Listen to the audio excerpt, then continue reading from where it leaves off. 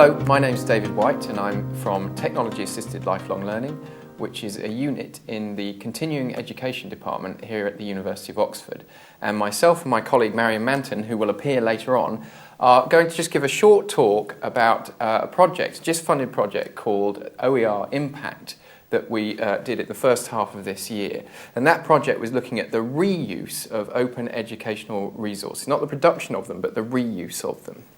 The project produced a couple of reports which you can get to by following this link. One of the reports is a full research report, so if you want to really roll your sleeves up and get stuck in with our data, then you can look at that one. There's another report which we're sort of calling an accessible report, which is shorter and it contains our recommendations. And this presentation is sort of cherry picking from that report to give you an idea of what we found and what we're recommending. Now, the study itself took a very qualitative approach, and we interviewed and ran workshops with a range of people in different roles within higher education institutions. So we talked to people that we're calling strategists. Their responsibility was to embed and develop technology-enhanced learning strategies within their institutions. We also spoke to tutors, so these are tutors who are directly teaching on programs of study or on courses. They're in front of students face-to-face. And we also spoke to the students themselves. And the reports and this presentation are drawn from the data we found from those interviews and those workshops. Okay, so the first thing to say, just to give you a little bit of background, is that open educational resources are just a massive swathe of types of things, if you like, and they come in all different sizes. So, for example, at one end of the spectrum there might be a full module that would be in something like the Open University's Open Learn platform, all the way through to perhaps a single image that somebody would pick up from maybe a service like Flickr and place into a lecture or into a PowerPoint. So it's a vast area in that sense. Open educational resources, a strict definition of them, tends to include the idea of an open license being attached to them, like Creative Commons, for example, and that allows people to legally take resources, duplicate them, put them in their own spaces online, potentially edit or repurpose them. And for some of the people that we spoke to, this was very important. They tended to be the people who were reusing in a visible way in the name of the institution. So it was something that had the institution's reputation attached to it. So an example of that would be somebody who was perhaps producing an online module that they were going to use with students or that they were going to re-release out onto the web, and they'd construct that by reusing smaller pieces of OER and constructing them into a larger structure. And that's where the licensing became very important because it was attached to institutional reputation. Now, having said that, the majority of people that we spoke to, in this case mainly the academic staff, saw open educational resources in a much more flexible way, and to them it was the educational aspects of the resources, not surprisingly, which were more important to them. So how relevant they were to their program of study, whether they solved a particular teaching problem. They weren't necessarily considering licensing. They were very respectful of the idea of citing where the resource came from, but they weren't necessarily looking at it in a strict legal sense. So that led us to produce this iceberg metaphor, in which the tip of the iceberg is where that kind of visible reuse is taking place, and Creative Commons or open licenses of those form become very important. But the vast majority of reuse is taking place below the waterline, if you like, within programs of study, within courses, which are relatively private spaces. So, for example, resources that have been placed in virtual learning environments for specific modules, or perhaps using images in PowerPoints. This seems to be fairly standard practice.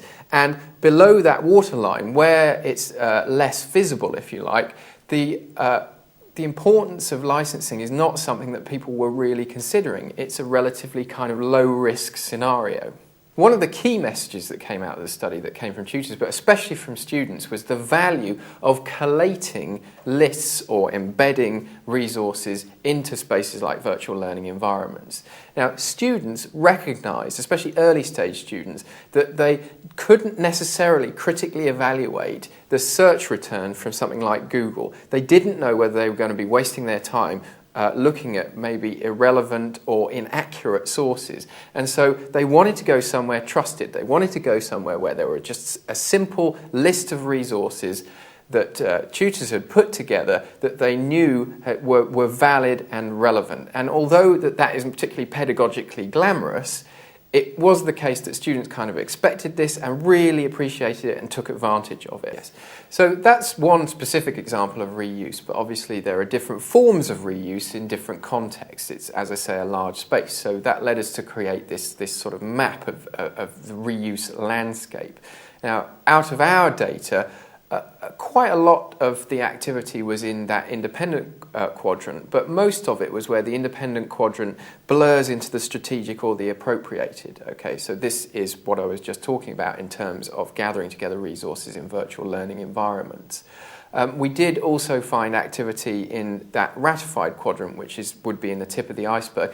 There was less of that, proportionally speaking, and it could be the case that that's because that kind of activity is done by more specific kind of production teams rather than necessarily those people who are, at the coalface of day-to-day teaching.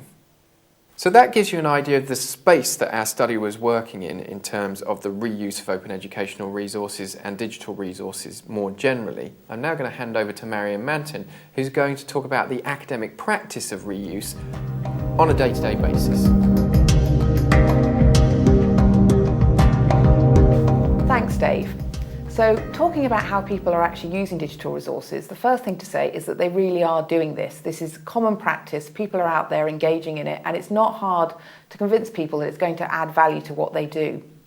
In terms of thinking about this value, most academics see this in terms of improving the quality of what they do, adding richness to their teaching and learning, providing students with new or different learning opportunities they would not have otherwise had. What they don't see it as is a way to save time. And I think they're probably right in this, in that it does take time to find good online resources. In the longer term, there probably will be time savings as you can reuse a digital resource every time you run a course.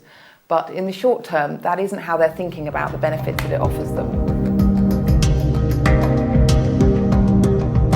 Given that using digital resources is fairly standard practice, there are still some barriers to the uptake of digital resources and OER. And the main one really is how you discover things.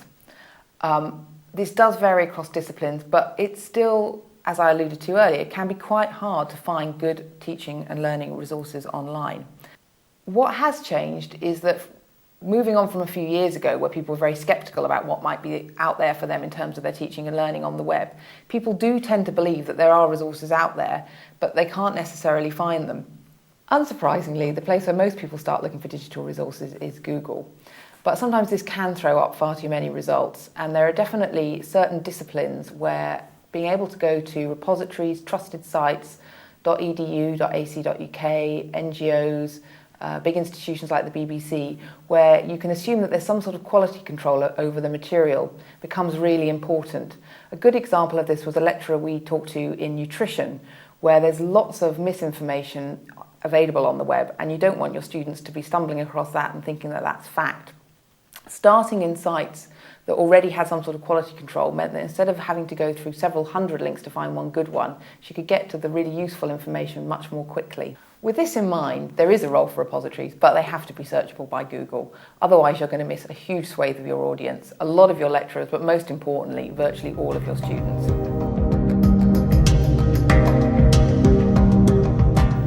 Thinking about how lecturers take the resources that they find and use it in their teaching and learning, it's really not that different from how they've used the resources they've supported their teaching and learning with in the past. Like journals, like textbooks, like lectures, sometimes it's part of the core teaching, sometimes it's something that you direct students to research a topic, sometimes it's part of supplementary materials. All these kind of practices were found in our research, and none of them were massively dominant over any other. There were a couple of interesting themes though that it's worth pointing out. In terms of sheer volume of reuse, a lot of what we found was reuse of small things.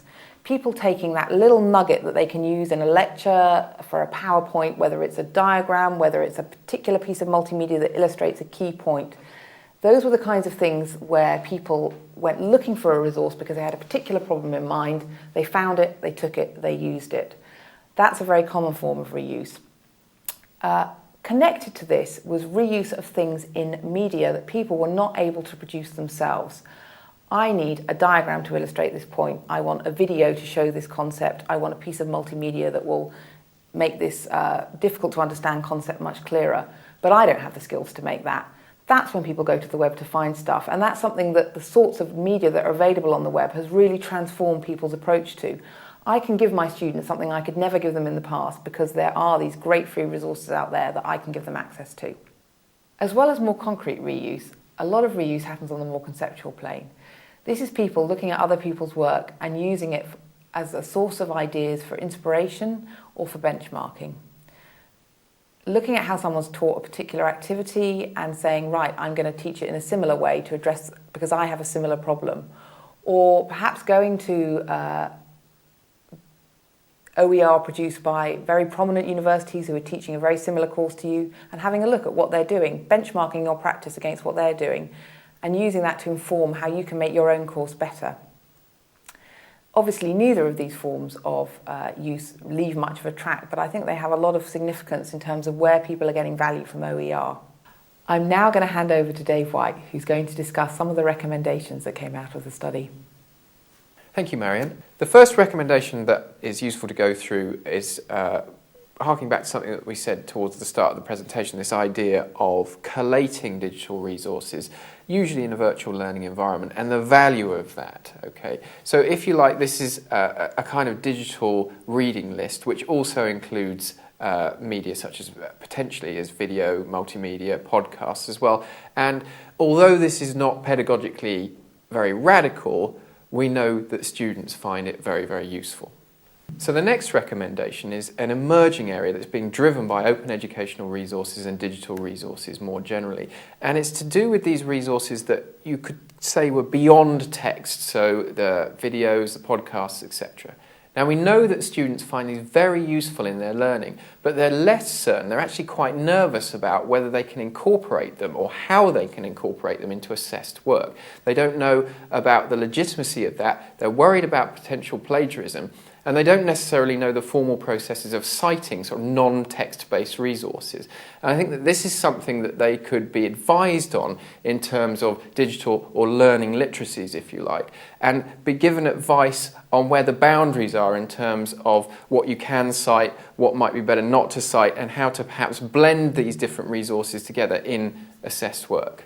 So the final recommendation I want to go through in this presentation is to do with the way that the reuse of OER and digital resources might be rolled out or embedded within your institution. And I think it's fair to say that this area should be treated as a subset of existing strategies that are tackling enhancing teaching and learning using technology or digital and learning literacy, so those kind of areas. And so OER and digital resources